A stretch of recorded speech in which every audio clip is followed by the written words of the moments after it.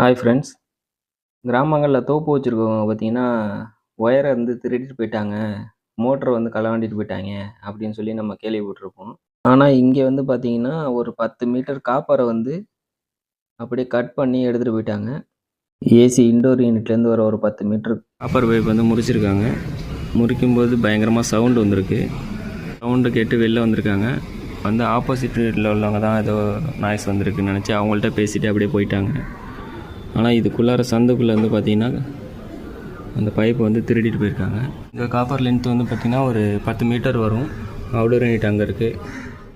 இது பார்த்திங்கன்னா நல்லா தெரியும் பைப் வந்து எப்படி முறிச்சிருக்காங்கன்னு சொல்லி. இந்த பைப்பில் கூட உங்களுக்கு அந்த ஃப்ளவர் நெட் டைட் பண்ணுற இடம் வந்து வெளியில் இருக்குது.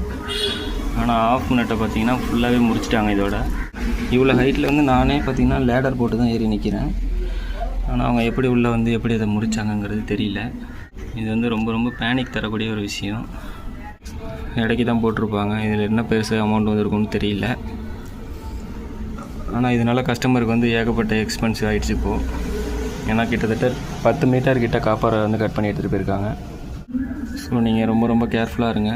ஏசி வச்சுருக்கீங்கன்னு சொன்னால் இந்த மாதிரி ஏதாவது அக்சஸ் பண்ணக்கூடிய ஒரு இடமா இருக்குன்னா கண்டிப்பாக நீங்கள் உங்கள் சேஃப்டி நீங்கள் தான் பார்த்துக்கணும். கண்டிப்பாக கேமரா வச்சுக்கோங்க வீட்டில். சென்னையை பொறுத்த வரைக்கும் இந்த மாதிரி நான் பார்க்குறது வந்து இதோட ஒரு 5-6 இடத்துல ஆயிடுச்சு இதோட. ஸோ ரொம்ப ரொம்ப கேர்ஃபுல்லாக இருங்க. Thank you friends.